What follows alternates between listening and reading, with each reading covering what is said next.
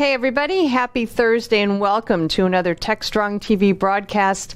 I'm Charlene O'Hanlon. Today is Thursday, November 18th.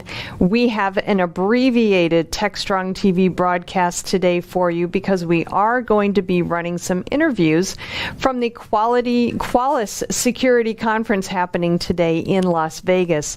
And so we thought we'd go ahead and give you just a smaller snippet of Techstrong TV today, as well as those interviews later on.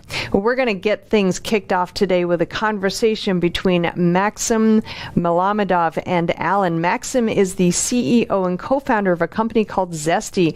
Zesty recently announced a $35 million Series A funding round. They have an AI-driven auto-scaling technology that eliminates the trade-off between cloud performance and cost efficiency, something that I know a lot of organizations are dealing with, and it frees engineers from a lot of the time-consuming cloud management tasks and guarantees stability and performance while slashing costs, which everybody loves. So Maxime and Alan talk about Zesty's technology and the funding round and what that means for the company moving forward. Good stuff there.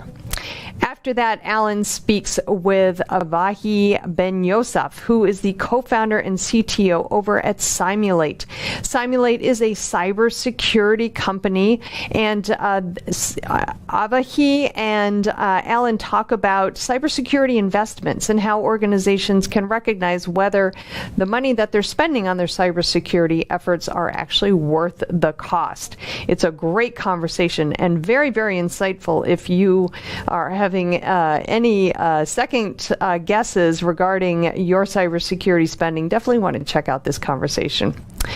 After that, we have a value stream evolution. This is the latest in our value stream evolution series. This is episode number 3, and this one is all about flow engineering. And in this one, Helen Beal, who is the chair of the Value Stream Management Consortium, speaks with board advisor Steve Pereira, as well as Andrew Davis, who is Senior Director of Research and Innovation over Capado. They talk about what flow engineering is and how organizations can successfully implement it. Interesting conversation between the three of them. After that, I have a conversation with Spencer Perlman, who is the security researcher over at a company called Detectify, and we talk about the evolution of the Owasp top 10 list. And Spencer also shares his insight as someone who is on the front lines of these threats. And this is a great conversation. If you are familiar with the Owasp top 10 list, Spencer is very, very well versed in the Owasp world, if you will, and the evolution of the threats and the list itself. So definitely want to check this one out. It's a good one. After that, I have a conversation with Fadi Azari, who is the Senior Director of Marketing over at PingCap.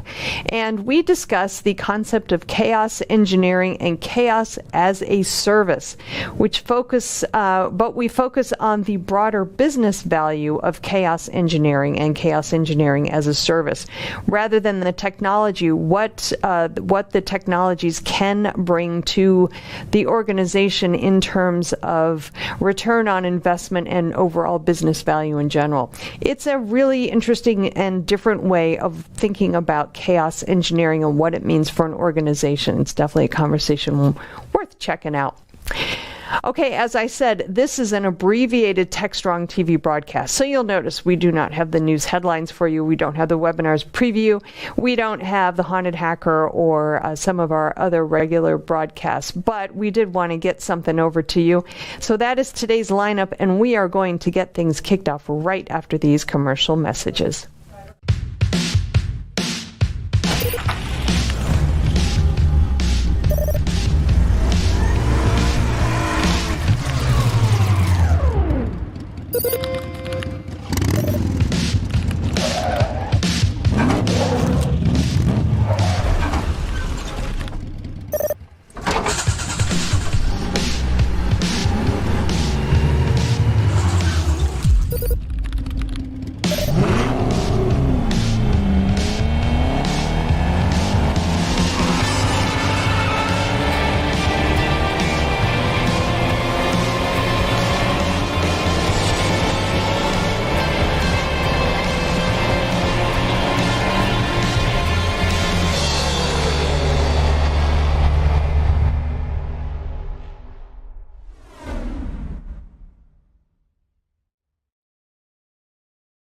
All right, welcome back, everybody. First up, we have a conversation between Alan and Maxine Malamadov, who is the CEO and co-founder of Zesty.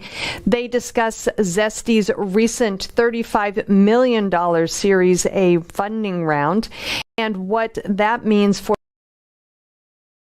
and its AI-driven autoscaling technology. It's a great conversation. Let's roll it now. This is Digital Anarchist.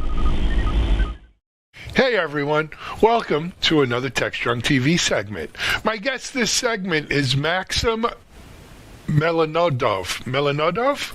Close? Melamedov. Yeah, say it again. Melamedov. Melamedov. All right. You know, one of the nice things about doing this show, Max, is I speak to people from all over the world, and I learn so many accents and names and pronunciations. It's like going to school. Anyway, Maxim is the co-founder, CEO of a company called Zesty. They just raised a pretty healthy Series A. He's going to tell us about that. But before we get into money and money raising, Maxim, let's share with our audience a little bit what is Zesty, what's it about, and how did why did you found it? What's your background? Get us familiar. Awesome. So we founded Zesty because we understood that there is an opportunity to harness AI to babysit cloud environments so companies would not have to. Now, when you look at the need to babysit, you would understand that today companies rely on Amazon, Microsoft, and Google cloud infrastructure to process and store their most critical business assets. Now, with that in mind, cloud engineers are forced to perform manual monitoring tasks, guesswork, and adjustments to infrastructure in order to achieve the needed operational continuity. They need to make sure that the system is up and running 24/7, any hour, any day, regardless of the constantly changing business needs. And on top of that, they need to avoid the over-provisioning aspect of paying things that they're not utilizing in order to make the CFO happy. Now, the tasks that are performed, the optimization tasks that are performed by the engineers would require increasing and decreasing cloud footprints, managing commitment portfolios, and creating a lot of tasks that are repetitive and manual. We understood that a machine does one thing better than a person. It's more persistent, it's more accurate. And we leverage real-time data that feeds our machine learning algorithm to take those actions and automate them, making our customers happier. Got it. So, we've been seeing there's a whole crop of new companies that are coming up around, we call it cloud optimization, right? And they take two sort of tacks, Maxim. One is, hey, do you really know what you're spending and what you're buying on AWS or Google or Microsoft? And you probably have a lot of wasteful, instances that were not shut down or that are running inefficiently, blah, blah. You're spending a lot more on cloud than you should. It's almost like a FinOps kind of thing. Then there's the other piece of, hey, you know what? You're starting to move more and more to the cloud, but do you really understand what APIs you're running? What is the connect? What's your IAM? What's your identity access management control type of formula here, right? So in other words, really kind of understanding not beyond just the financial impact, but what do you have in the cloud? I would focus you more on the FinOps aspect on one scale, and on the other scale, your infrastructure monitoring tools that would send you alert in the middle of the night and tell you, well, you're about to hit a bottleneck, you have to do something. If you won't, you'll crash. That forces the engineer to go and do the manual guesswork of, I need to scale it up, but for how long, for how much? And that's a decision that's once you made it, you're done. After a while, a period comes where the CFO would come and say, hey, we have been scaling up and down, but it doesn't make sense financially. You have to go and fix some of the over-provisioning tasks you have done, scale it back. And it creates a constant battle between efficiency and operational continuity. Those are the two devils that the cloud engineers have to dance. Make sure that the business is up and running and the CFO is happy.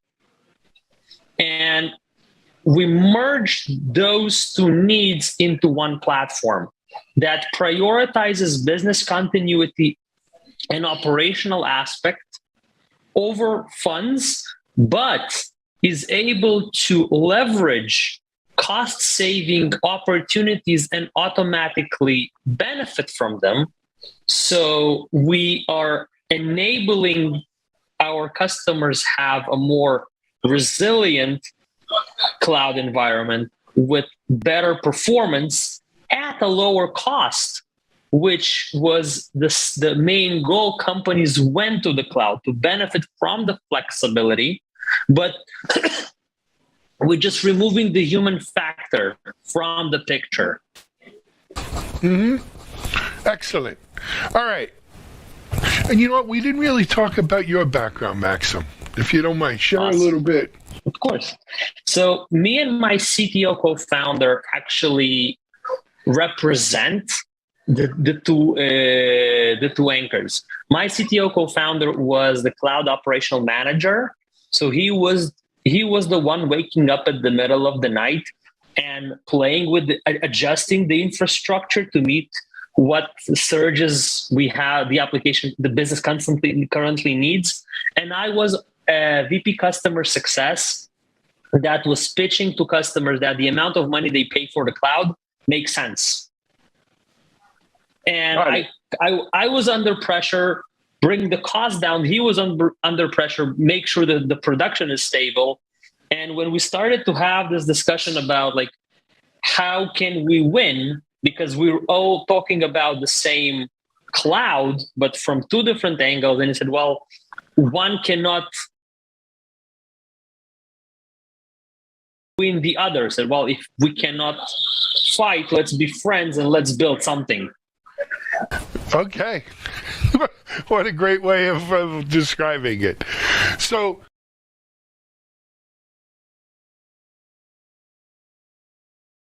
actually, I referenced it a little earlier. You guys recently had a Series A round that you announced, yeah? Tell us a little. So we understood that there is a big need for the value our product adds. We understood that we need to replicate our success to support additional cloud providers. We currently support AWS and Microsoft Azure. We need to start rolling out our solution to support Google and other cloud providers. And we want to also start and getting closer to customers in the States. So the money that we raised will be used for both improve the product and expand to new markets. So where's primary markets for you now? Currently, I would say that 50% of our customers are Israeli-based. Sure. There's no lack of tech companies there. Exactly. So it's the early adapters that are able to benefit the fruits of our product, helping them scale faster, more efficiently. We understood that there is the need is across the board. So we cannot limit ourselves. Exactly. Yeah. Exactly. So who led the round? The round was led by Next 47 with participation of Sapphire. Well, sure, Sapphire. Very good. Excellent. Now, So the round is done. You're expanding geography. You're expanding cloud provider coverage. What do you think if we were doing this interview a year from now, and I said, Maxim, what's been the big story over the last year for Zesty? Tell me. What was the story in a year from now? So we were able to completely change Kubernetes utilization or container utilization. And we were able to introduce a cloud native file system. A cloud native file system. Yes. At scale across the board to people. Yes. That's the big story for the year, right? That's what you're going to do over the next year. Excellent. You know what? Product is available to anyone right now. It's not like in a closed beta or anything. Anyone can go sign up. We have over 100 paying customers. And how is it packaged, so to speak? It's obviously a service SaaS, whatever, but how does one consume it, if you will? Awesome. So in a way, our product has two main features. The first feature is a feature that enables our customers to to leverage the reserved instances marketplace. So we are able to buy and sell reserved instances on their behalf, enabling them to save up to 50% of their cloud spend. The second, and it's priced at 25% out of the saved amount. The second product, which enables to shrink and expand the storage footprint in the cloud, it's priced at 2 cents per gigabyte, per managed gigabyte. Excellent. For people who are interested, Zesty.com, Zesty.io, what's the website? Zesty.co. .co. Okay. Yes. Zesty. There is not enough URLs available. That's for sure. I live it here every day. Anyway, hey, Maxim, I want to thank you for coming on Techstrong TV and telling us all about Zesty. Good luck with it, and we'll be watching. Maybe you'll come back on soon, tell us and give us an update. Awesome. Thank you, Alan. Thank you very much for having me. All right. Check it out, Zesty. It's Zesty.co. Check it out. Maxim, thank you. We're going to take a break. We'll be right back with another guest.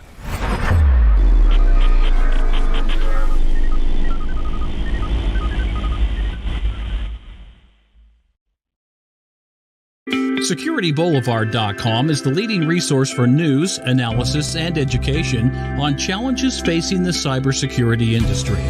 SecurityBoulevard.com covers all aspects of cybersecurity, including data security, DevSecOps, cloud security, application security, network security, security threats, and more. SecurityBoulevard.com has the largest selection of security content, featuring breaking news, blog posts, podcasts, and more. Visit www.securityboulevard.com to learn more. SecurityBoulevard.com, home of Security Bloggers Network. All right, welcome back. Next up, we've got a conversation between Alan and Avihai Ben Yosef, who is the co-founder and CTO over at Simulate. And Alan and Avihai discuss how organizations can recognize whether their security investments are paying off. This is a fascinating conversation. Got a lot of insight in this one as well. So let's go ahead and roll it. This is Digital Anarchist. Hey everyone, welcome to another Techstrong TV interview. I've got another new company to introduce you to today. Let me first introduce you to Avihai Ben Yosef. Avihai is the co-founder. Is it Simulate, correct, Avihai? Yeah, that is correct. Perfect. All right. So let's assume our audience doesn't know Simulate. They probably don't. It's a newer company. Give us the background. Tell us a little bit about yourself as well. Sure. So yeah, I think the background of me and the company are definitely going hand with hand. So I'll start with me. So I started my journey, in the Israeli intelligence, for a few good years. Then started working as a pen tester after the army. So through my time as a pen tester, of course, for like 5 years in the Israeli market, me and my partner, we definitely saw a need. That was really the origin of the company. We came from pen testing services. That's what we have provided. We saw the needs in the market. That's also what led us to understand that there is a gap. Okay, because those pen testing, as valuable as they can get, they have limitations, and we did understood that an automated solution with the different kind of approaches can bring value to the market, can bring more power to the users, not just relying on third-party suppliers that can try some red teaming activities or pen testing, and that's where we came from. That was our origin. So the natural transition to create a product was pretty straightforward from where we came from. Yeah, so that's kind of how we started the company and why we did that. I think the origin really makes a lot of sense when you hear our background story. Absolutely. So look, I have many friends who are pen testers. One of my good friends, Jeremiah Grossman, started White Hat Security. He really, at the time, had left Yahoo, and it was the first sort of not really pen test, but more AppSec test, but as a SaaS app, if you will. Carolyn Wong at Cobalt.io, right? They do a lot of pen test as a service, if you will. But you're right, pen test is very valuable. I remember when HD Moore, right? What's the open source tool all the pen testers use? Rapid7 owns it now. Metasploit, yeah. Metasploit. HD Moore started Metasploit. And, look, great tool, invaluable, red teams, all of these things. But it's still, it by and of themselves, not enough. Not enough.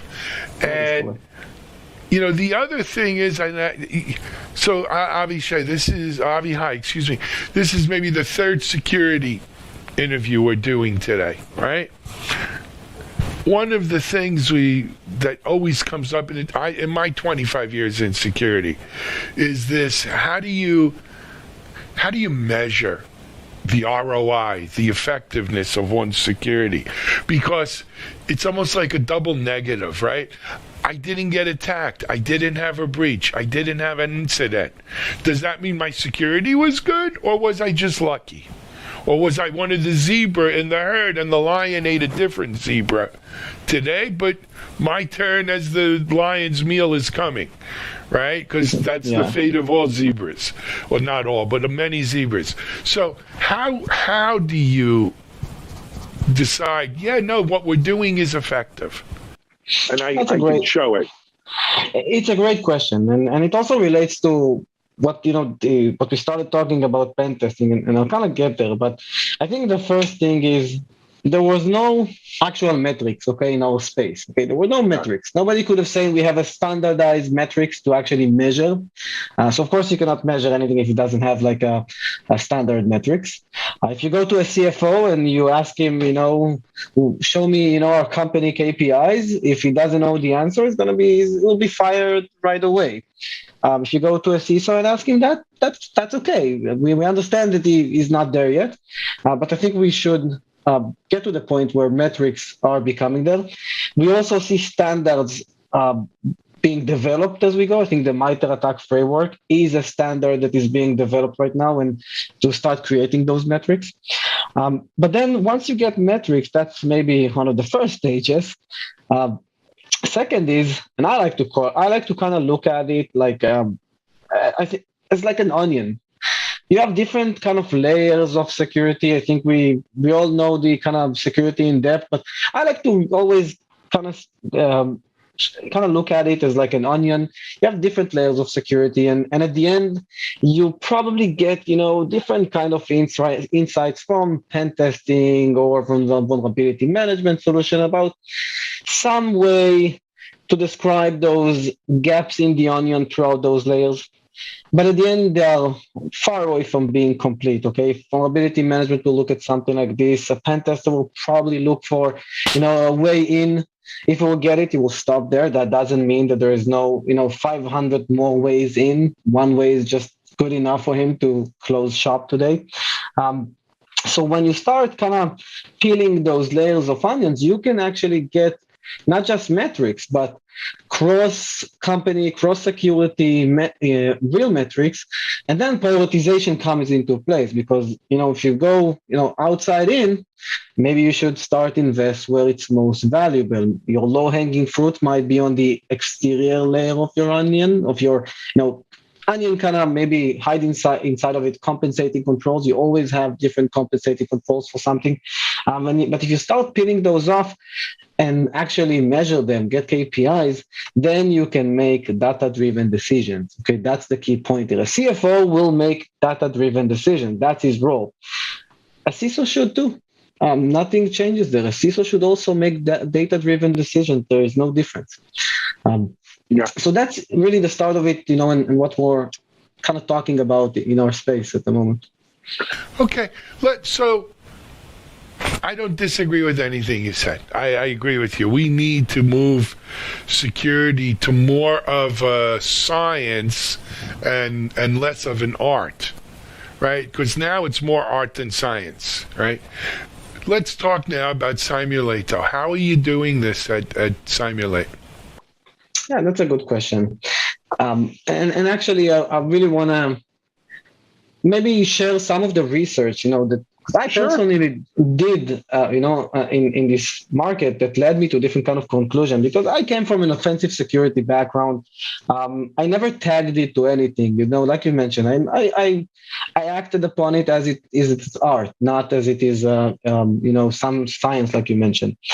But I've really broken down, the space into two main value proposition approaches to offensive security. One would be red teaming, the other would be purple teaming. Those two approaches sometimes overlap. Okay, at the end of the day, offensive is just one word, but these two approaches that really I've really done my research here. They bring different value propositions, and they both have pros and cons. And then if you look at, I'll kind of talk about red teaming because I'll say definitely has more experience in the market than purple teaming. If you look at red teaming, usually when you do a red team activity, you have a goal. Doesn't really matter. There's no requirements. I don't know, get on a plane, fly to the Netherlands, get inside my bank, get to my crown jewel, get to that goal. Who cares what you did to get there unless you just managed to do it. If I translate it, to something more metric, that's a route. That's mainly a path. That's a route to a crown jewel. In that route, I've taken a plane. I flew 5 hours to the Netherlands. I bypassed the security guard, or I've sent out an email. Doesn't really matter. And I did whatever I did to get to my crown jewel, which is valuable. Getting to a crown jewel is valuable. It's very contextual. It allows me to focus on how to minimize my risk of an actual attacker getting to my crown jewel, which is important. But it has limitation. This one-way route has limitations because if my route took 10 steps, doesn't mean that if you look at those 10 steps one by one, doesn't mean that there were no maybe 1,000 different variations that I could have taken that step. And that's where purple teaming comes into place. If red teaming is getting to my crown jewel no matter what, purple teaming is breaking it down to the different kind of stages and steps and kind of going, full-blown, wide, lots of different ways to do it on each one of those stages. So imagine I like to look at it as some kind of a cross. So if one way you're going deep and one approach goes deep, one approach goes wide, you get both of them, you get context and you get visibility. And that's really, my vision also as a founder, but really from my experience here from offensive security, if you do both of them, not only, and you analyze the data, not only that you get full visibility to how to get your crown jewels, so you can prioritize your activity, but you also know what are the different variations an attacker could have done across the way. And again, onion across the entire layers of security that you have in your environment. So you can also take decision on which kind of layer I'm going to mitigate my risk. Maybe it's going to be on the exterior layer, maybe on the interior layer. That's my call. I'm a CISO, I'm a security specialist. That's my call. I'm going to mitigate it the way that works best for my environment, but at least I know what I'm doing and where I am. Excellent. Avi, hi. So how do you, with the company, obviously, simulate, how does one engage with the company then? Is it more of like a professional services engagement, or is it more of look, we've boiled this down to a SaaS kind of thing you could use, right? I mean, I can't imagine it's that automated, right? You got to bring someone in, but tell us. Yeah, you've mentioned Metasploit, okay? So I've used Metasploit a lot in my life. I guess the common user will find it a little bit overwhelming, which is fine. I guess that makes sense. And I think one of the magic words that we followed when we started Simulate is accessibility. Yes, we made these offensive techniques a lot more accessible to, I will say, not just red teamers or pen testers. So yes, it is a lot. It has a lot of, I will say, 80% of the product is very much accessible to the normal user. We've made it in a range, so there are a lot of ways that you can use the platform and the product as a framework and customize and change and bring your, bring your own stuff into the product and use it as a framework. But the accessibility, we have kind of, wrapped around the techniques, a lot of predefined scenarios, a lot of predefined campaigns that you don't need to be a red teamer to click on a few buttons on your user, on the user interface or in a web app. So yeah, we've made it really accessible to everybody. So it can be used as a purely SaaS kind of do-it-yourself. But we understand that, sometimes professional services to help scoping and define more specific scenarios on top of the company. It's something that we do provide as well, which is a need from the market that we saw and definitely also provided, but mainly fully automated, do-it-yourself kind of model. Yeah. I mean, I think there's a real place for this, right? And again, people will read this or hear this or watch this, and they'll say, he's crazy. Well, you can never do away. You'll always need pen testers. You always need red team. You need outside red team, right? Third-party red team who are going to be. And no one is saying no. No one's saying you don't. There'll be plenty of jobs for them. I have a lot of friends. They travel around the world doing red team work, right? Yeah. But I think the mission is such that most companies can't afford to have red team every month, right? Or to have a continuous red team sort of thing. Maybe they could do it once a year, maybe once every 2 years, but not once a month, not once a quarter even. So you need something that is the day-to-day, the week-to-week, the month-to-month to keep you straight, right? To keep the mission.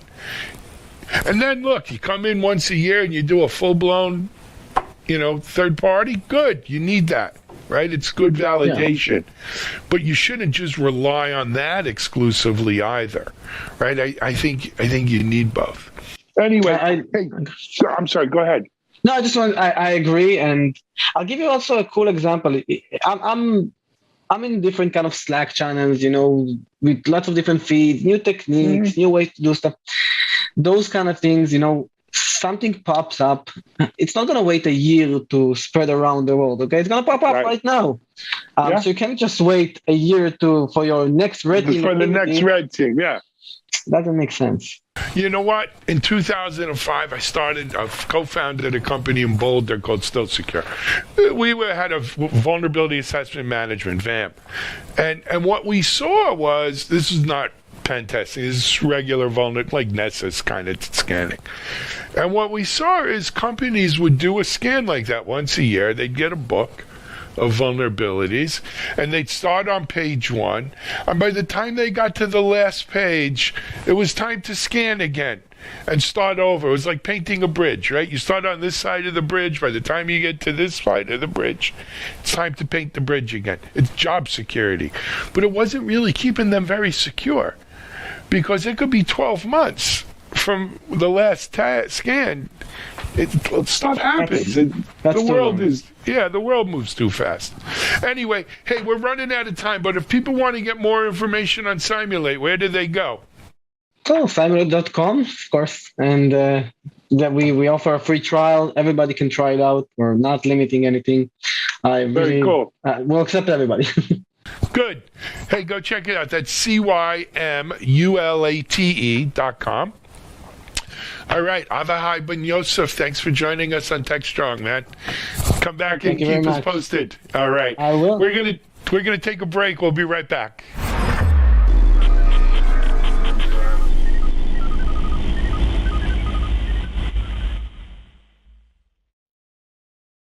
Hiring great DevOps and cyber talent is a huge challenge for technical teams.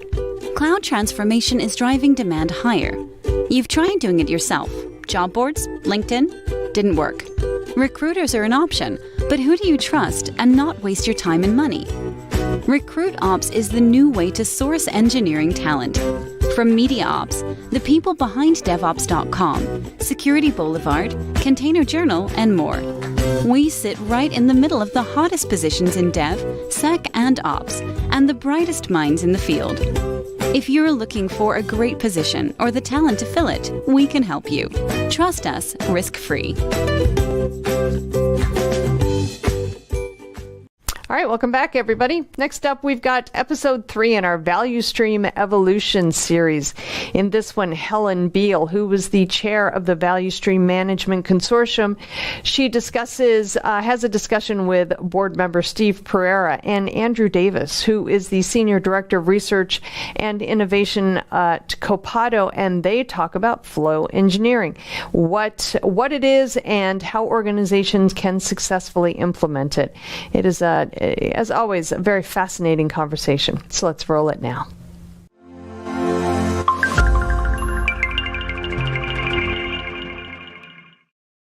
Hello and welcome to this episode of Value Stream Evolution in partnership with Techstrong TV and the Value Stream Management Consortium. I am your host, Helen Beal, the chair of the Value Stream Management Consortium. And today I'm delighted to be joined by board advisor at Value Stream Management Consortium, Steve Pereira. Would you like to start by introducing yourself a little bit more, Steve? Sure, thanks. We go way back, which is wonderful. But I've been in tech for over 20 years now, really focused on the delivery and the flow of value across organizations. So that's what I focus on in my role at Visible, and that's what I'm focused on with the Value Stream Management Consortium as well. Awesome. It's lovely to have you with us today. And Andrew, it's awesome to have you with us too. Would you like to introduce yourself also? Thanks very much for the invitation, Helen. So Andrew Davis, I'm at Copado, which is a company focused on helping to ease the development lifecycle for low-code platforms, especially Salesforce. And my background was as a subject matter specialist in DevOps for Salesforce. I wrote the book Mastering Salesforce DevOps. But I've also been partnering with Steve over the last year in an initiative we call Inside Out to promote this practice of flow engineering we'll be talking about. And we're working on a new book together as well. Perfect. And today is all about flow engineering. So, Andrew, tell us, what is flow engineering? Where has it come from?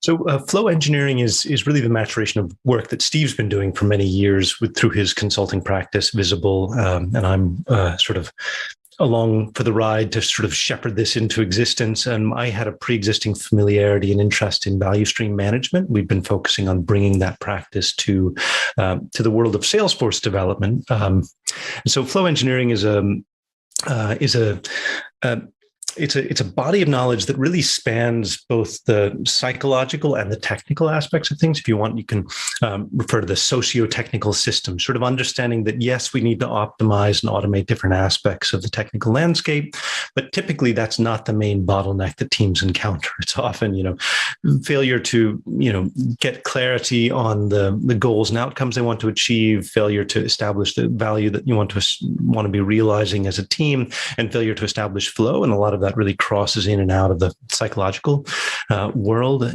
between the technical and psychological world. And so Steve's really focused on this visual mapping, collaborative visual mapping exercises. And so that's a mainstay of flow engineering. And Andrew has been an incredibly valuable addition to this process of kind of evolving the practices, because he brings this deep understanding of personal psychology and interpersonal dynamics. So that's really been a help to me to kind of add this dimension of what happens when we come together as a group and try to figure things out, whether that's what our current state is, where we should be heading, or where's the most important thing to focus on. Before we go deeper into the core practices of flow engineering, I just want to go a little bit deeper into Andrew's understanding of the psychological interplay between people and groups of people. So, Andrew, can you tell us a bit about your background and how you get insights into how the psychological and sociological elements work here and in the workplace? I feel like you're probably hinting at, that I spent 15 years as a Buddhist monk through most of my 20s and 30s. But during that time, I was originally trained as an engineer in school, and had been really sort of weaving myself in between these worlds of technology and, human personal transformation. So keeping a strong interest in both of those aspects. So even while I was a Buddhist monk, I was helping with a lot of different technical initiatives, running servers and managing all kinds of aspects of the IT infrastructure for these organizations. And then I left that life maybe 7 or 8 years ago and headed right into the technology world. And I was just, focused on building my qualifications in the world of Salesforce development and so forth, but increasingly came to recognize that this was one of the first things I encountered. I was a Salesforce developer is how little there was in the way of tools to ease the development lifecycle. People weren't using version control. There was no automated deployments and so forth. And so we started working on getting some of that underway, and then gradually realizing that the big challenges were not lack of automation. The big challenges were lack of clarity in these teams, at all levels of an organization, executive levels, management levels, and individual contributor levels. It's really hard for any organization or individual to hold all of the relevant pieces of information in their mind at the right time. You either know the details, but you don't know the high level context, or you know the high level context, but you don't understand the details. And so I've gradually been trying to bring these two worlds back together a little bit and understand about, thinking more about how we as human beings manage to keep our cool and stay peaceful and relaxed in the midst of stressful working situations, how we find a sense of meaning and purpose in our work, and through that liberate energy to do that work, and how we build bonds with others and learn how to practice patience and empathy and build connections with our colleagues and customers. And I really enjoy that aspect of your work as well. So it was just over 10 years ago that I took some time out of work and drove an ambulance for charity from the UK into Mongolia, which was quite a big trip. And it was quite a pivotal time in my life because I was on a sabbatical and I was a little bit bored of the technology industry. And it was during that time that Devops was emerging. And DevOps actually kind of reignited my passion for our industry. And the reason it did that is because it introduced a whole dollop of culture, a whole load of human aspects that we didn't really consider before. And it enabled us to have conversations about how we felt and our emotions and our feelings and our behaviors. And it wasn't just about bits and bytes anymore. And more recently, I've been getting into things like meditation myself in recent sort of years, 3 or 4 years. And that whole mindfulness, I think, is incredibly useful in our technology environment, which can be very high stress. People really struggle with cognitive load. I've just come off another call very much like this, where we kind of said, actually, in our industry, complexity is almost synonymous with sophistication. It's just a fact. We have these incredibly complex organizational systems and technical systems, and we have to find ways to deal with it. And I actually think that the things that we learn from particular practices from Buddhism around meditation and just general wellness and mindfulness are incredibly useful in our environment. Steve, are you finding that as well, or would you prefer to tell us about the core practices of flow engineering? No, I think, really, if we're going to set the stage for flow engineering and why it's kind of emerged as what I think of and what people are saying is a valuable practice, is that we are now, reaching this stage of sort of unsustainable sophistication unless you wrangle this complexity, right? I mean, we know that what came to mind when you were saying sophistication for me was simplicity is the ultimate sophistication, right? That kind of rattles around in my head all the time. But getting to simplicity means that you really have to understand all the complication. You have to understand the system so that you can boil it down and know what you can get rid of. And so that kind of underpins a lot of the philosophy behind flow engineering, is how can we simply represent complicated and complex things so that they're valuable to people and that we can have constructive conversations where we don't get stuck in the weeds and we can continue to focus on what's most important. But that is necessary these days, because we're not just sitting alone in a silo anymore, right? We have to work with folks across the organization. We have to have productive conversations between engineering and sales and product and marketing and leadership and individual contributors.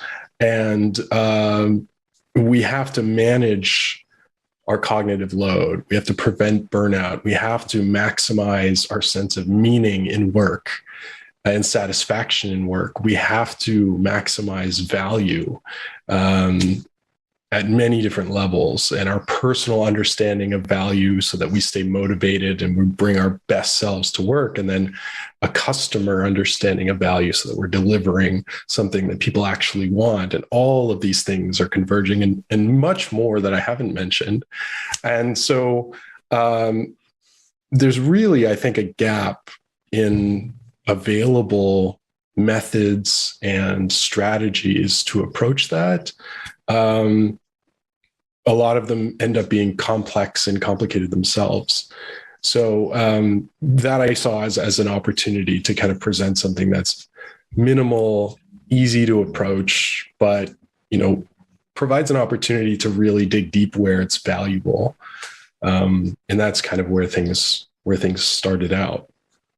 And just to pile on for a second, I guess the point about complexity equaling sophistication, as Helen had mentioned from the conversation, reminds me a little bit of the mindset that long work hours equals productivity, right? If you're really sincere, if you're really a good employee or a good hard worker, a competent person, you'll just run longer hours, but all the research pointing to, we go a little bit brain dead after about 50 hours a week, if not less. And so more does not equal better. Similarly, more complexity does not equal better. What in fact it does, it hides these profound failure modes where, I've got all these monitors and screens and dashboards and so forth, but I'm not recognizing that actually I'm just not engaged in my job.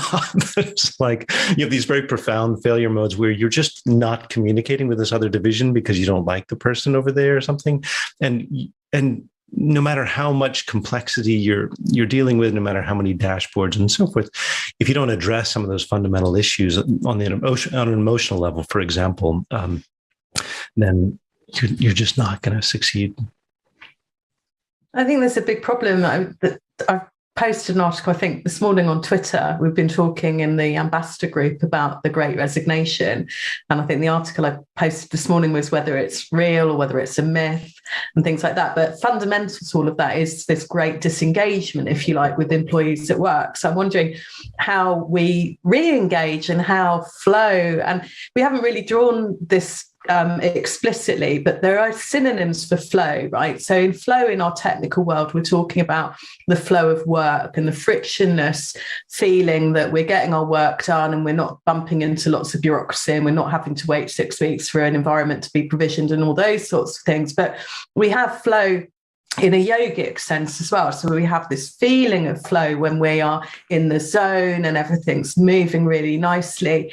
And I think there is something there, isn't there, to draw between the human experience at work around flow and what we're doing in flow engineering?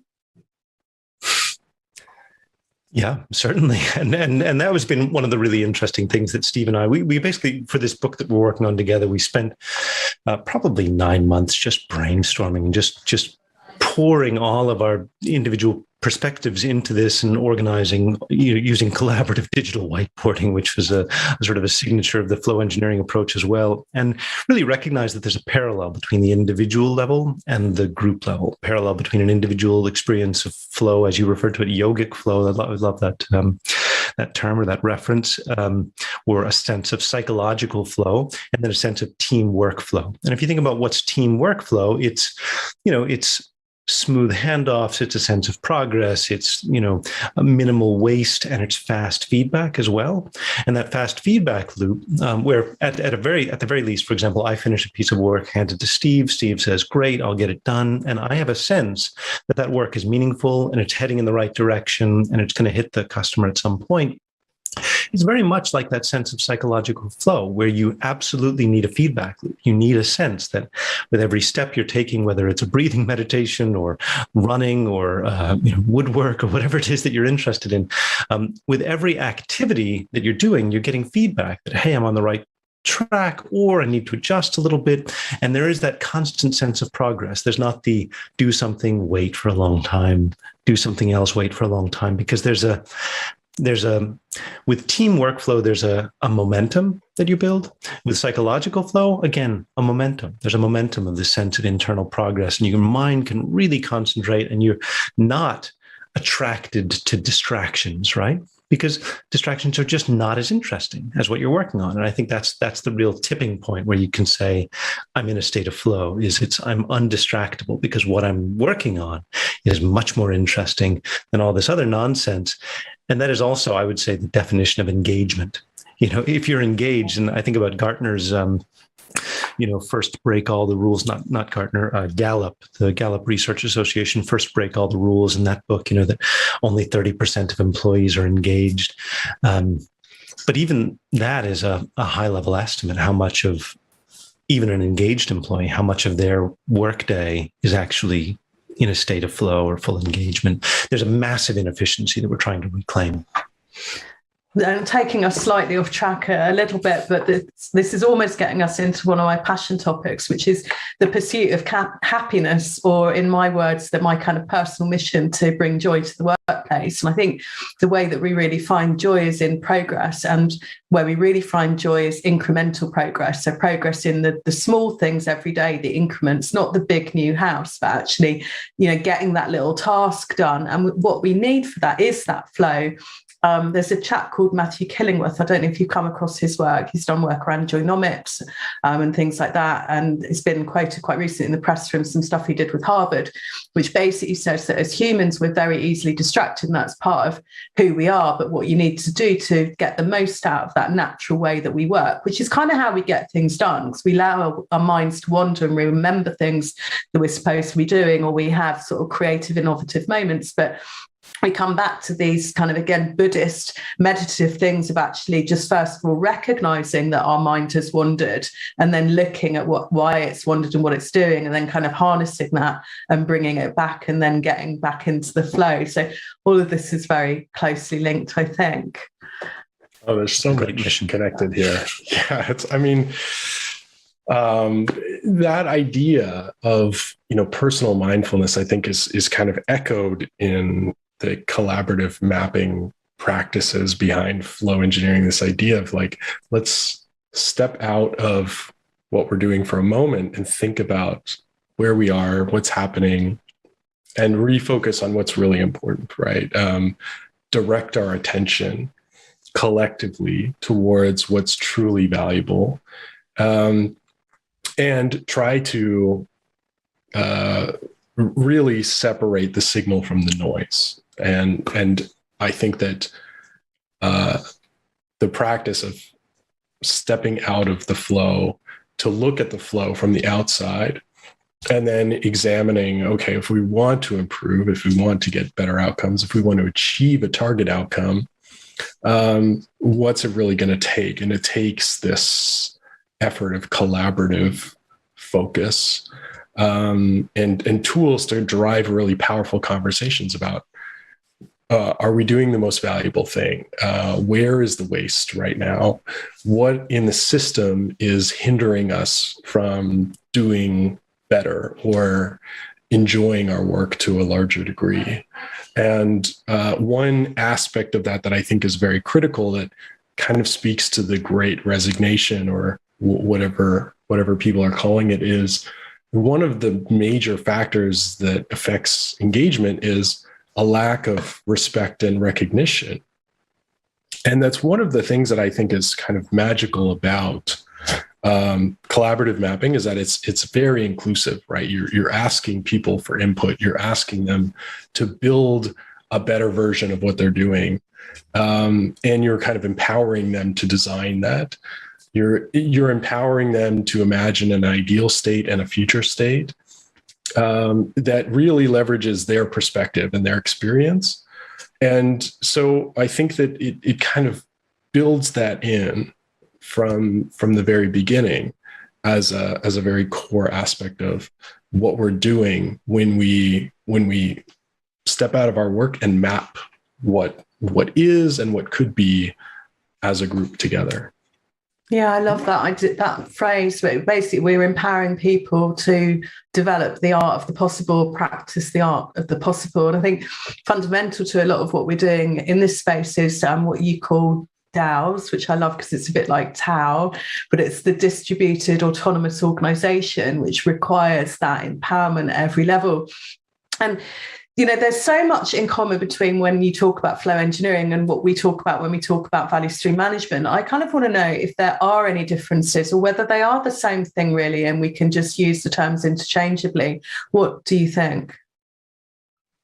Oh, I'm sure I have many opinions on that. I think interchangeable terms are a little dangerous, because if we can use two words for the same thing, then we could misunderstand each other. I could be using the word that I understand. You could be using the word that you understand, and we kind of miss each other.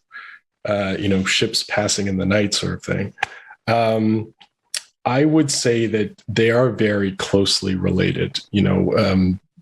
I see flow engineering as a very powerful way of almost like an on-ramp to value stream management, like a way to sort of look at your work in the context of value streams and become aware of how flow and your systems of creation and delivery, value creation and delivery specifically, are tied to outcomes, are tied to dependencies, are tied to capabilities.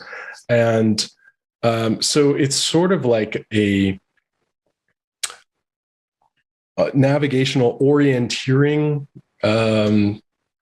capability or framework that allows you to put value stream management in context, and then really kind of jump in and address flow in a way that value stream management kind of passively keeps us aware of flow and value creation and delivery, and sort of does the management aspects of everything in between, mapping and everything in between coming together.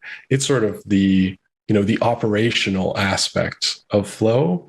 And I see flow engineering as sort of like the creative, engaging discovery and imagination opportunity that can boost our performance within value stream management. So I feel like maybe value stream management is a bit heavier on things like organizational design and how to leverage data out of the DevOps tool chains, and perhaps around measuring value after the fact, so the value realization. Those would probably be my three areas that I think they diverge the most. Are there any other areas that you think there's a divergence?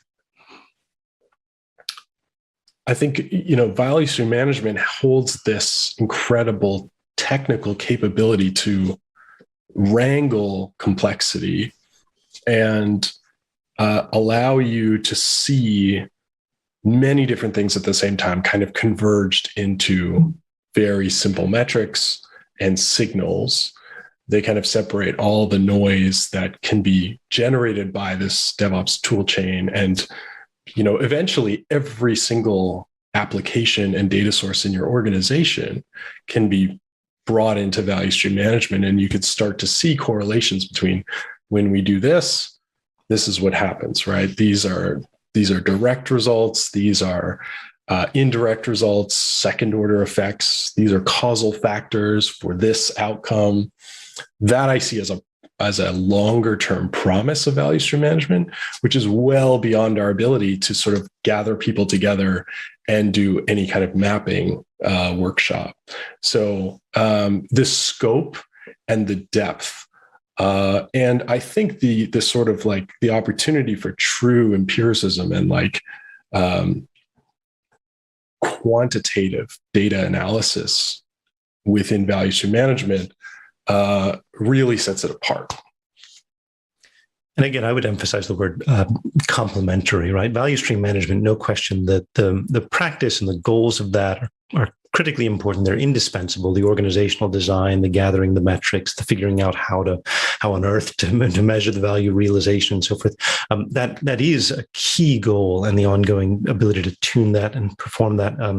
But as Steve was saying, the practices that he's focused on and that we're working on in the book and coming under the title of flow engineering are really part of that creative process. And by way of an analogy that is maybe not too unfair, too off base, flow engineering is a bit like design thinking. It's a creative process, that can be done collaboratively in a workshop setting. Value stream management a little bit more like the software engineering, actually implementing the design of the outcomes of that creative thinking process. So not a perfect analogy, but maybe to help understand how they're complementary. So who needs flow engineering? I think that organizations where there's a sense of friction, where there's a sense of a lack of clarity, a lack of kind of collective visibility, especially across the value stream. If teams are not clear about the value stream that they work in, or the value stream network that kind of composes their organization, flow engineering is kind of a way to step into that, that I hope is very accessible to folks. It's very easy to get started. I aim to make the barrier to entry very low.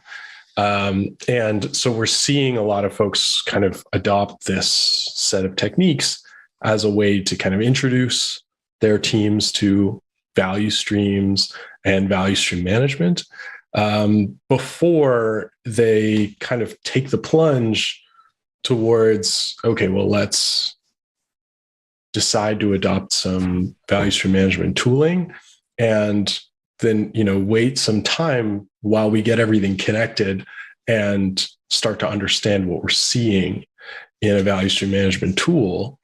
You get much faster results, and you can kind of warm up the organization for the practice of value stream management by using something like flow engineering.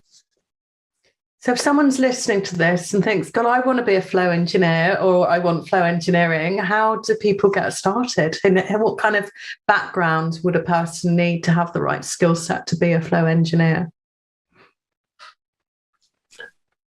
Well, I mean, Andrew and I are working on a book that will hopefully takes folks from the very start, meeting them where they are, all the way through the bulk of the practice and how it applies in organizations. There's a little mini ebook in the meantime available on my website that we could link to. But between now and then, Andrew and I are publishing a biweekly newsletter that kind of guides folks through the context, the application, different cases, and what we're seeing across the industry, moving in that direction. You know, value stream management is this emerging and increasingly popular and powerful aspect of business and tech kind of merging together. And so the Inside Out newsletter and where we're going with the book is kind of covering that territory as kind of journalists and observers, but also participants in this evolution. And so we're very interested in what's happening, what it means to different organizations, what we're seeing in the industry, and trying to share that with folks along the way. There's also a nice 30-minute talk that we gave at the Devops Enterprise Summit. So that hopefully will just be on Google someplace if you search for Devops Enterprise Summit and flow engineering.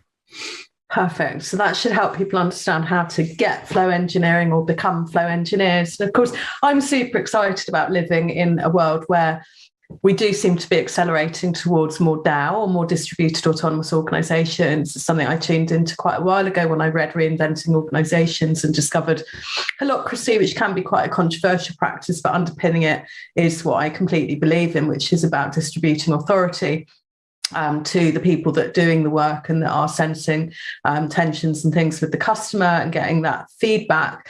I partly believe that if I go back to my having joy at work mission, another part of that is about having purpose. And I think in these dictatorial hierarchies, what happens is that people get a lot of their agency taken from them. So they don't feel that they have purpose because they're kind of extracted from their work. I've heard people that I've consulted with before have said they hired us for our talent and our creativity, and now they're just treating us like robots. So I'm super excited about that DAO environment we're moving into. But right now we're in transition, and we still have our very important management layers, and in particular our CXO. So why should our CXO also care about flow engineering? There was a comment that you made earlier about giving respect. Perhaps it was Steve that made it in the context of bringing everybody together for like a collaborative mapping exercise to clarify the outcomes and sort of giving respect. And often when we use that phrase, you know, to give people respect, it is to empower the individual contributors who have this body of expertise and creativity, but really aren't brought into that decision-making process. But it really needs to flow in all directions, that sense of respect. There's a quote, I believe it's from John Shook, one of the founders of the Lean movement. He said, "Give work the respect that it deserves." But that really implies not only does the creativity and points of view of individual contributors need to be brought in and maximized, but even as individual contributors, we do need to have respect for the people in central decision-making positions, management hierarchies, CXOs, and so forth.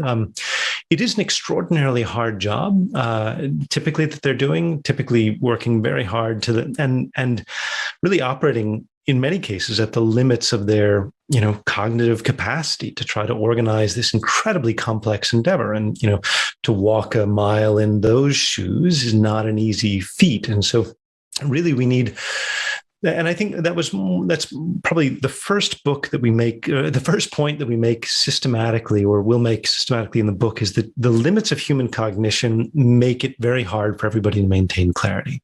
If you're at the top, you can have clarity at a very coarse level. If you're at the bottom of the organization, so to speak, in this hierarchy, you can have a very fine-grained clarity, but it's hard to get the bigger context. And so we really do need people at different, vantage points in the organization, people looking at the macroscopic picture, people looking at the microscopic picture, but fusing all of this together with like an atmosphere of respect. And really, that's something that really needs to be cultivated at all levels of the organization, between all levels of the organization, recognizing that we're each masters of our particular domain, right? I am the subject matter expert of whatever it is that I do every day at work. Nobody else in the world is better, what I'm doing every day, because I'm learning all the time, right? And that's the same for every single person in the organization. They're all, the leading experts on that field. So there is really this. You mentioned holocracy as a sort of a controversial subject because it's a bit of a revolutionary. It's got a bit of an anarchist bent. But I think that's just because there's so much creative capacity at the edge of an organization that's really not used and and there's people at the edges of the organization, so to speak, who know when we're going in the wrong direction and nobody's listening to them. And those voices definitely need to be heard. But I feel like with this atmosphere of respect, it doesn't need to be so controversial, and there will be a gradual transition, right, where we're maintaining a hierarchy, right? We have these org charts. Of course, every company does. And simultaneously, every company also has value streams. And the way work actually happens in a company is through the value stream. Work doesn't get done through the org chart. Particularly, work gets done, moving from this division to that division. And the problem is it's invisible. And that relationship is invisible because we've got org chart tools, because people have been doing that for 20 or 30 years, and they thought that were 40 or 50 or 100 years.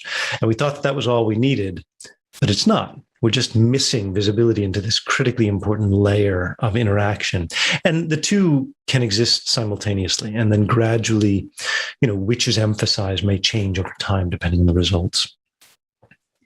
And I think part of the reason that I named holocracy as being slightly controversial is that it is very forward-thinking and quite rebellious, as you say. But I think the media likes to play with whether it works or it doesn't work. I think it's one of the early entrants into these new ways of working that's walking into a world where we've all been practicing hierarchy and Taylorism and whatever you want to call it for a really long time. So we're in a world where we've got loads of different organizations at loads of different capability levels. So some are different than others, and it depends on culture. So, for example, the very first DevOps Enterprise Summit in London, I brought over one of my customers then, Lego, and we did a talk, and it was called Correlations Between DevOps and Holocracy. And Lego, as you probably know, are based in Denmark, and a lot of those in Denmark aren't sort of as Scandinavian, if you like, as some of the other companies they bought to Germany, but they have a lot naturally flatter hierarchies than we do in organisations in the UK. So they're naturally more holocratic, if you like, because they haven't got quite as many layers in their organisational design. But the point I'm really trying to make is that it's the same with DevOps adoption. It's the same at a team level in terms of DevOps capability. There's huge variation in different cultures, in different markets, in different geographies in terms of capability. So is flow engineering easier to do in some organizations than others? And is there a kind of readiness in a particular organization type? This is touching on so many things. This happens every single time we talk. It's just like, what do I focus on here? Because there's so much we could talk about. Good thing this talk is 3 hours long.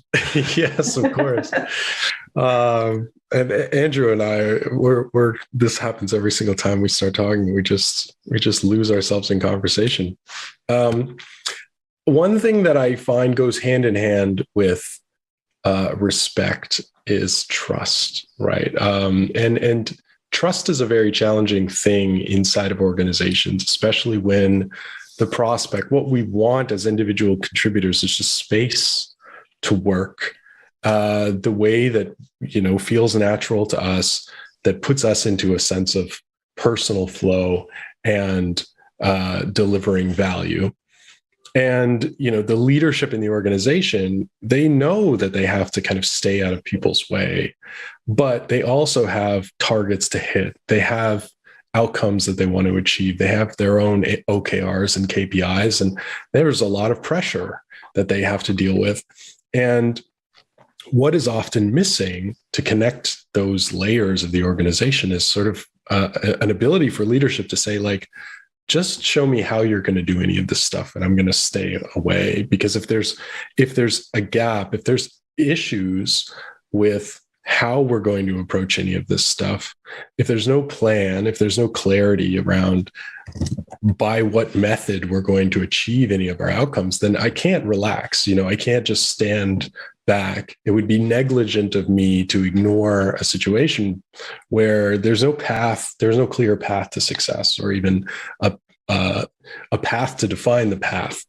And so what kind of bookends flow engineering kind of deliberately is this initially breaking down a target outcome. And one of the things that we start with is, why is this outcome valuable from a few different angles? So we look at, why is this valuable to leadership, right? As individual contributors, as the participants in this practice, why is this important and valuable to leadership? Why is this valuable to customers? Why is this valuable to us?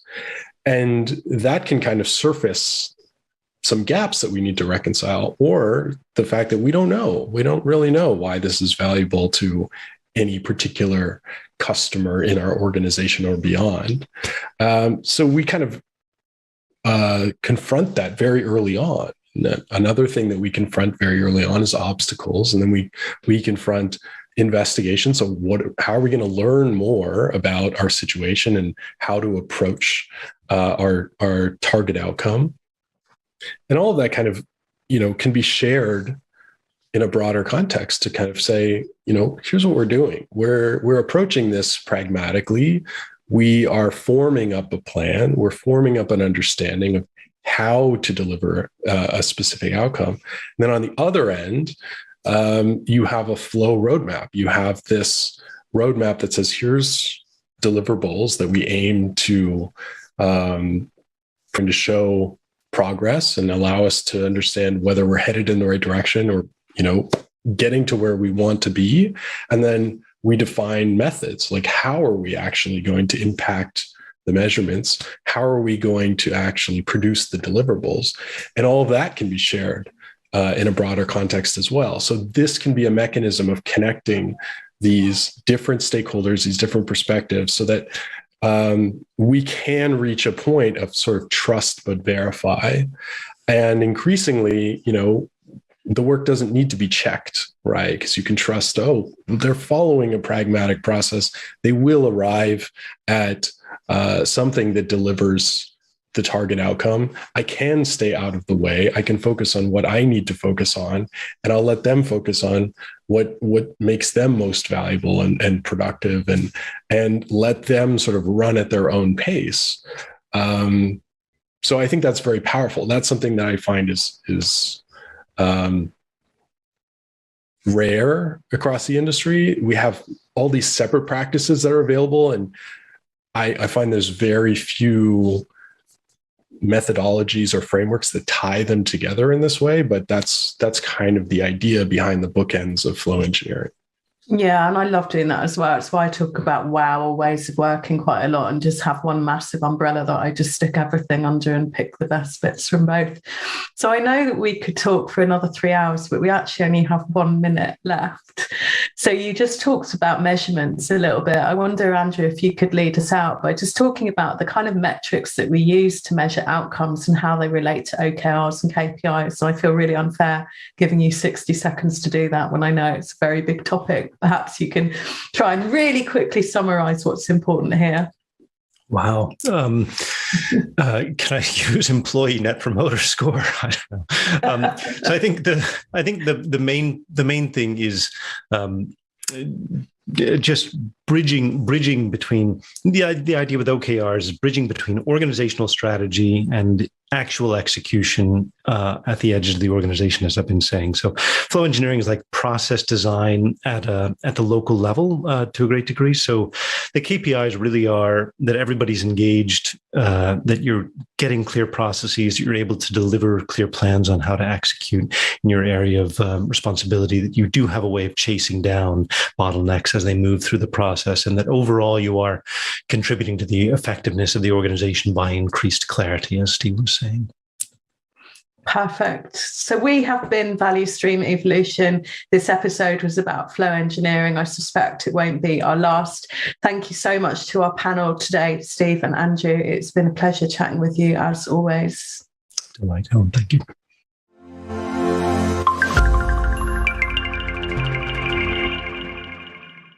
With the COVID-19 pandemic, it is important to protect yourself and others from spreading the virus. Prevention and personal safety is key. Here are the top ways you can protect yourself and others. Wash your hands often with soap and water for at least 20 seconds. Avoid touching your face. Practice social distancing and avoid high-risk potential people. If you are showing symptoms, stay at home. If you must go out, wear a face mask. Always cover coughs and sneezes with a tissue or use the inside of your elbow. Clean and sanitize frequently touched surfaces daily. Together, we can prevent this pandemic.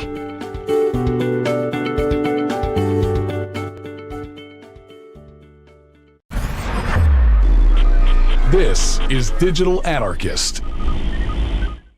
Hey, everybody. Welcome back to Techstrong TV. I'm Charlene O'Hanlon. I'm here now with Spencer Perlman, who is a security researcher over at Detectify. Spencer, thank you so much for getting on the Zoom with me. I really do appreciate it. It's good to see you. Yeah, no, thank you for having me. Great. So I want to talk to you a little bit about the Owasp top 10 and kind of how it's evolved over the last couple of years. We're just coming on, or we just actually recently kind of celebrated Owasp's 20th anniversary. So a lot has happened in the last 20 years or so. But first of all, I wonder if you could tell me a little bit about your company, Detectify. Sure. We're a web security company that will scan your online attack surface for different security vulnerabilities. And our main selling point is that we have a global pool of hackers that we work with on a daily basis that will submit their newest findings and major technologies to us. And then each day we'll build those into our scanners. So every day we get the newest vulnerabilities being exploited in the wild, and we can push them out within 15 minutes to a few hours in a couple of days, really. Very cool. Very cool technology. That sounds awesome. So I imagine you guys are using the Owasp top 10 list. It's probably your Bible, huh?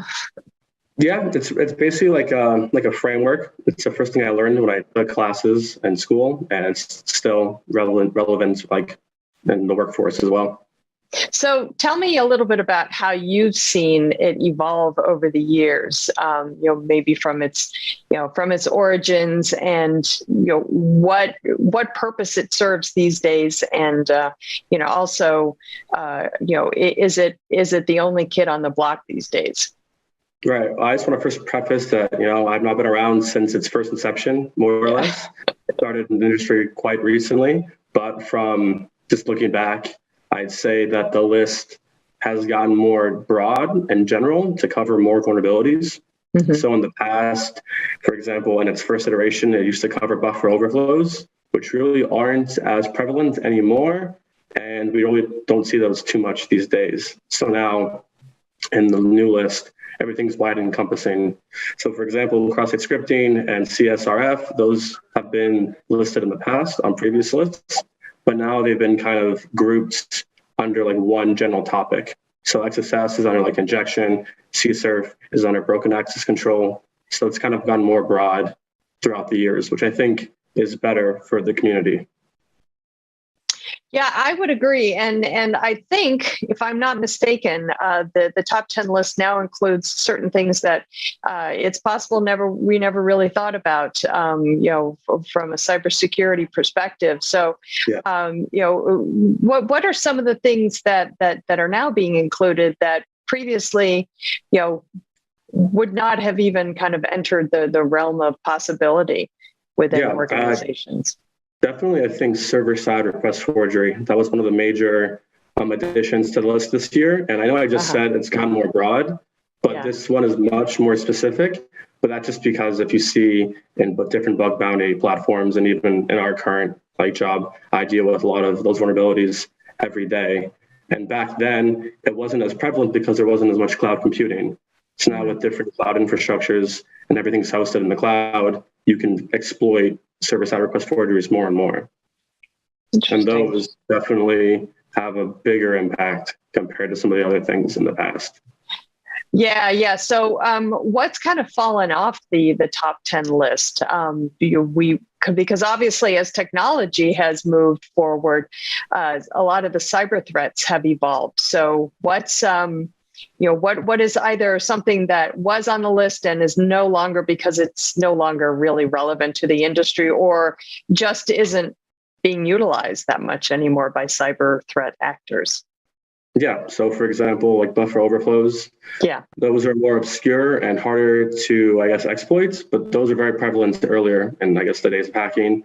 But as time has gone on and you have newer libraries and frameworks, it's become a bit harder to exploit those, albeit still possible. It's not as common. So that's not really a thing we would see in Owasp.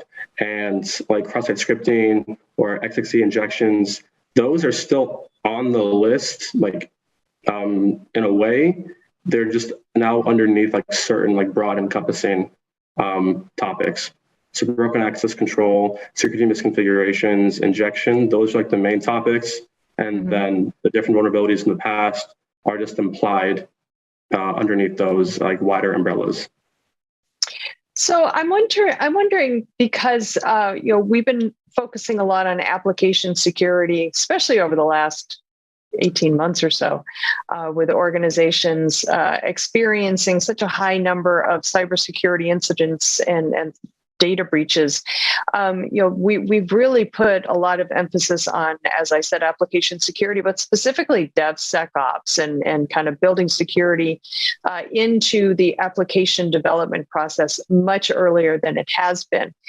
And so I'm wondering if you've seen whether that has had any impact on maybe, the overall security of the applications that are being developed, and maybe that's kind of changing the OWASP top 10 and kind of the profile of some of the vulnerabilities that are now listed. Do you think that's having an impact? In a way, I'd say as time has gone on, like a lot of these client-side vulnerabilities that we're used to seeing, like cross-site scripting, which I keep saying over and over again, but like those sorts of things are like their frameworks and libraries. They kind of abstract away a lot of the coding for filter like validation for like weird inputs. So that's becoming less of an issue, and now I'd say more like server-side and cloud-based vulnerabilities is kind of like the way I think the industry will move towards. That's interesting. And cloud native security has also become a very large conversation on our sites, especially on devops.com and Container Journal. I wonder if, the cloud native approach to security, I wonder if that's going to have an impact also, because of the way that it's developed and, it being kind of a cloud technology, whether that might inherently be more secure just because it has to be.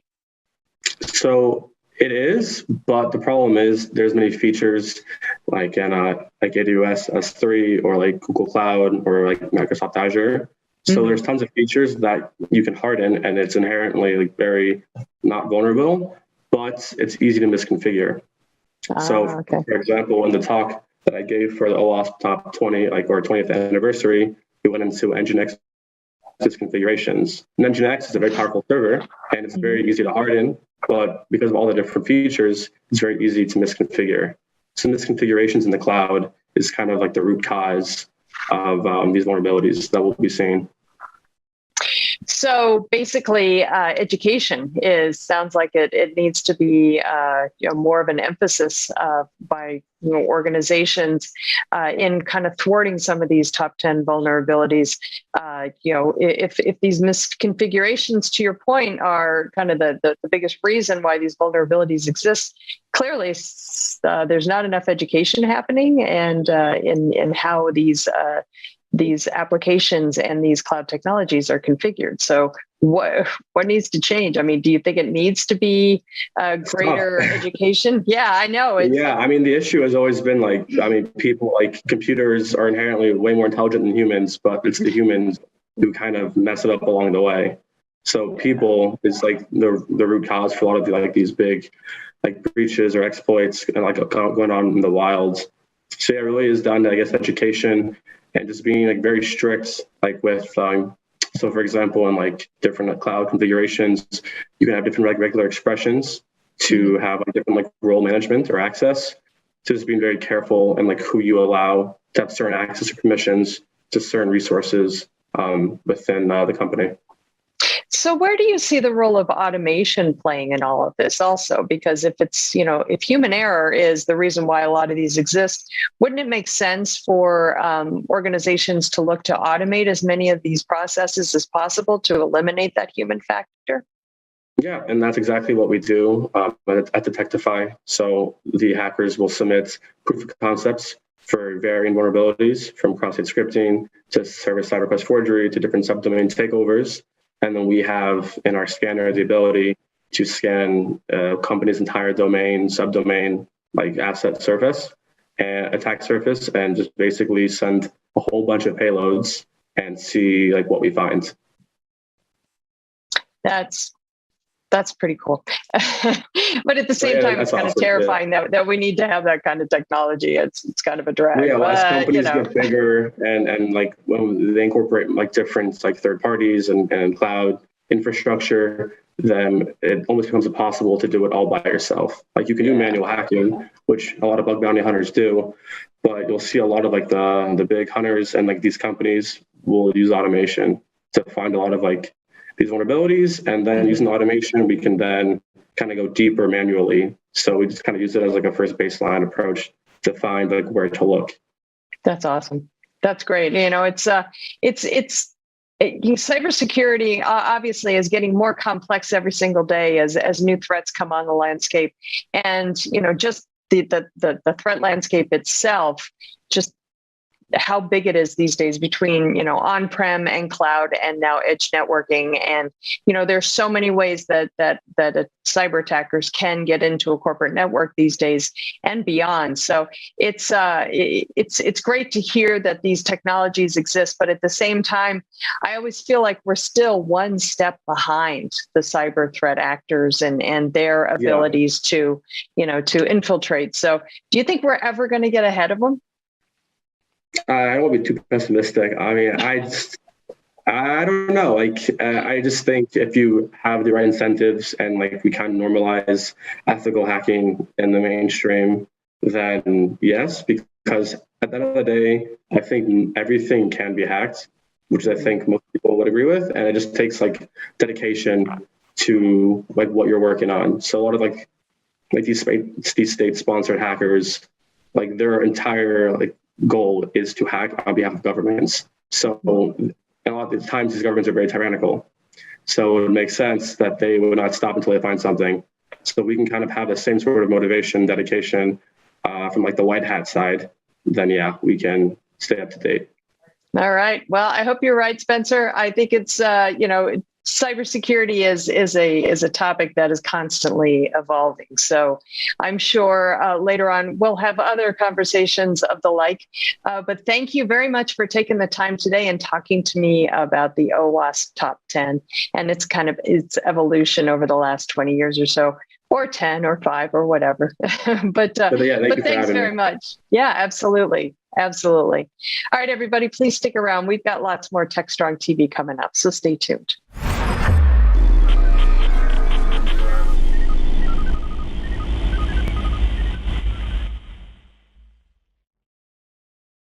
Devops.com is the #1 online destination for DevOps education and community building. Devops.com covers all aspects of DevOps, including DevOps best practices and tools, DevOps culture, DevSecOps, business impact, continuous testing, continuous delivery, and more. Devops.com has the largest collection of original DevOps content, featuring breaking news, blog posts, podcasts, and more. Visit www.devops.com to learn more. Devops.com, where the world meets DevOps.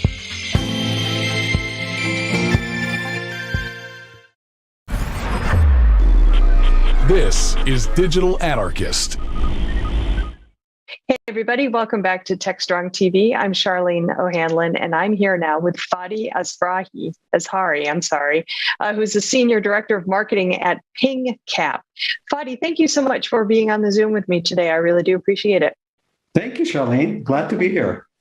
So tell me a little bit about PingCap and tell us a little about yourself as well. Sure. So PingCap is a cloud-native, open source, distributed my SQL compatible, MySQL compatible database. And we really focus on really our product focuses on enterprises that are looking to scale their data needs, and while also leveraging the innovation in the open source community as well. So we have a very unique model. We have a value proposition that really combines both analytical and transactional processing in the same database in real time. So that's our unique differentiation, and that's what we are.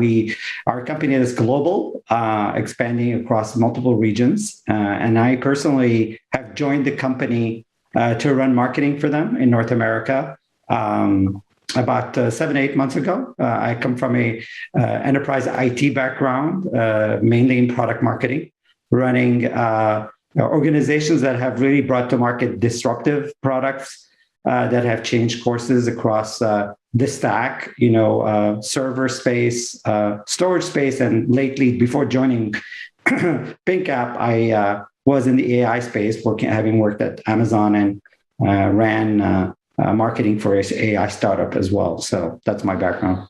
Oh, very cool. Very cool. So interested in how deep your organization is in chaos engineering, because, databases and chaos kind of go together sometimes, especially when it comes to application development. So is your organization using chaos engineering, or are you working with organizations that are using chaos engineering as part of their testing, the stress testing, if you will, of their infrastructures?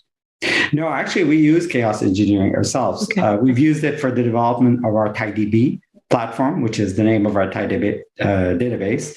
And we've used it from day one. But then what we realized is actually that this is such a powerful tool that we want to make sure that we provide it to our developers through the Cloud Native Computing Foundation. So it became a graduated project as a full-funded project there. And we continue to use it for the development of our database, but we also have customers that are using it to actually test and do fault testing into their data environment for their entire platform. Yep. So I love the idea of chaos engineering, and we've been talking about it for a little while on Devops.com as a true business enabler, because being able to put your system through a chaos engineering test and have it come out with flying colors that's a testament to how well the organization is working its systems. I think for some people though, it's very, very frightening. It's an idea that just kind of paralyzes them sometimes. Do you think that there's, at least in my mind, it feels like there's maybe not enough understanding about chaos engineering, and I'm wondering if you guys are seeing that as well. Yeah, I mean, definitely the industry has been trying to get used to it. Originally, it was introduced by Netflix, as you know, as a platform to test, and more organizations are doing it. And I think, frankly, we're past the point of discomfort from enterprises, because more of them are being focusing on using it as a platform. As a matter of fact, it's being used as a utility. AWS now offers a chaos platform as well, which gives you a sense of the democratization of chaos engineering. Hence, there's a sense by many organizations that they want to use it as a service. And so that's the tendency. The maturity of chaos engineering is not completely as a service. It's getting there. But now that it's being more democratized, I think there's going to be more and more of a push to make sure that actually it becomes a service. And with that comes a lot of requirements that have to be met. Yeah. So what about, talking about not just kind of the idea of chaos engineering itself, because I think fundamentally a lot of organizations do get that, although they still have that kind of like, oh, you're going to mess around with my systems and you're going to break everything. But, they understand that there is true business value associated with chaos engineering. So let's talk about that a little bit. Do you think that that's kind of a difficult argument for some organizations to kind of using using chaos engineering when they understand exactly what the business value is of the technology? And do you think that there is that level of understanding that exists that, that help organizations, not only recognize that that's helpful for keeping their current businesses running, but actually helping them advance their business moving forward? Yeah, I think that's a very good question. I think most importantly, the decision to move to chaos engineering has to be, in my view, taken by high-level IT folks in the organization, typically as high as you can go up to the CIO level.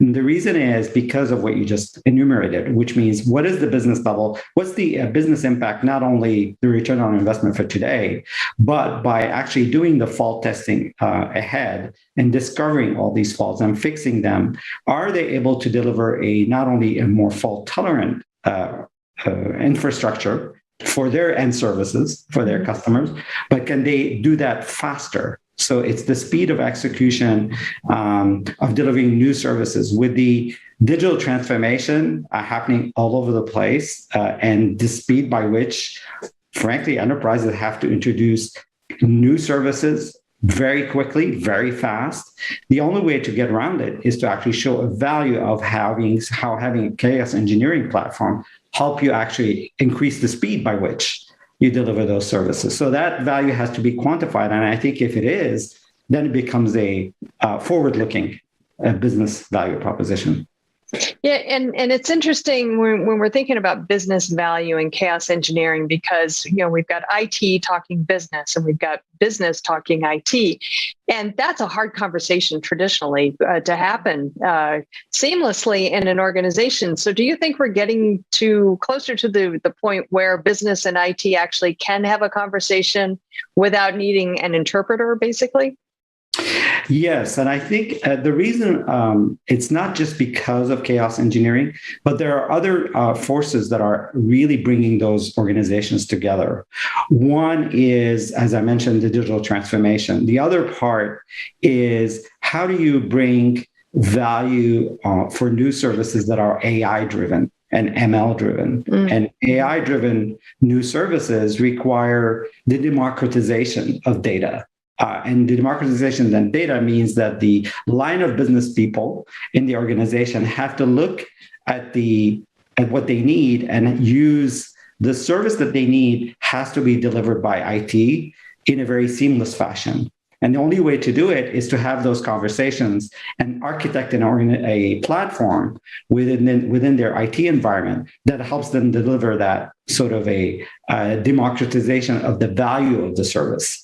So that's what you're seeing that's happening. So it happens at different layers. There's the AI service level, there's the digital transformation level, but underneath it, there's an underlying infrastructure that has to be able to support it to make sure that it's democratized. And the only way to do it is to make sure that you have a very well thought out, fault tolerant infrastructure to deliver on that vision. So how often do you guys implement chaos engineering practices? I mean, is this kind of a daily thing for you, or are you guys doing it monthly, or? Yeah, so it is daily. It's everything we do from day one. We've been using the platform as it is, and we continue to evolve it. I mean, we definitely want to working on the projects that are through the CNCF. We want to continue to innovate around it, and not just within our organization because it's a CNCF project, but innovation across other organizations to continue improving its UI, its usability. But certainly we use it day in, day out. And we look forward to actually improving it so that we can actually benefit from it as well. That's great. Yeah. That's great. It's amazing to me to see which companies are adopting chaos engineering, and it's heartening to see that there's a large swath of companies in all different industries that have adopted chaos engineering, from healthcare to insurance, financial services, to entertainment like Netflix.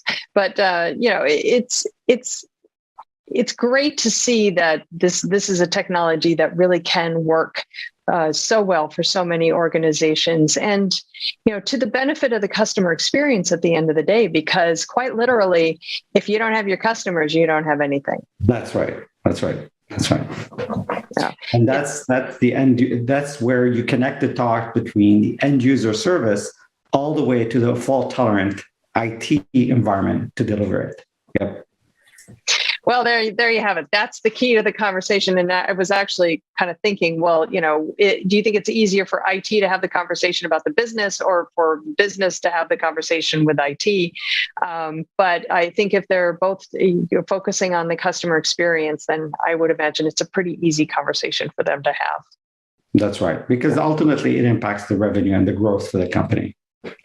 Right. All right. Well, Fadi, thanks so much for having the conversation with me. I think chaos engineering, I find it to be a very fascinating technology, and I love the fact that so many organizations are taking to it and adopting its methodologies, and all in the name of improved customer experience. So, thanks very much for having the conversation with me. I do appreciate it. Thank you, Charlene. Thanks for inviting me. Delighted to be here. Thank you. All right, everybody, please stick around. We've got lots more Techstrong TV coming up, so stay tuned.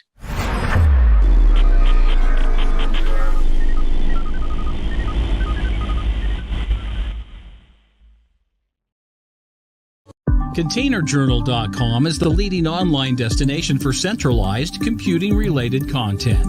ContainerJournal.com covers all aspects of software containers, from container management, data management for containers, container security, networking for containers, to the entire container ecosystem, Kubernetes, microservices, serverless, and more. ContainerJournal.com has the largest selection of container-related news, featuring breaking news, blog posts, podcasts, and more. Visit www.containerjournal.com to learn more. ContainerJournal.com is operated by MediaOps Inc., the team behind Devops.com, Digital Anarchist, SecurityBoulevard.com, DevOps Connect, and DevOpsDozen.com. All right. Well, as I said, this was a shorter Techstrong TV broadcast today because we wanted to give as much time as possible for the interviews for the Qualys Security Conference that is happening. It actually happened yesterday and today. So we will probably get those interviews kicked off probably around now, right after the Techstrong TV broadcast. And we've got a lot of them, so I hope you can stay tuned for those. Also happening today is our low-code, no-code virtual summit. That one is available now. It's happening. We've got a great lineup of speakers and an amazing agenda for that virtual summit, so it's not too late if you want to join that as well. You can go to techstrongevents.com and check it out. Also, just coming down the pike, we've got Innotech Oklahoma City. That is a live IT conference happening December 1st. Very excited about that one because I will be there live and in person and meeting lots of folks and having some great interviews. So I'm very, very excited about that one. And then finally, December 9th, we have Fincon DX, which is another virtual summit. That one is focused more on the financial services sector, but there are takeaways for every industry. So again, go just check it out over at techstrongevents.com, and you'll be able to see the agenda and the lineup of speakers and register for that event as well. All right, we're going to get things kicked off with the Qualys Security Conference interviews coming up very, very shortly. And meanwhile, I will be back on Monday with a brand new Techstrong TV broadcast for you. Until then, I hope everybody has a great weekend, great rest of the week, and we will see you on Monday. And whatever you do, please stay safe.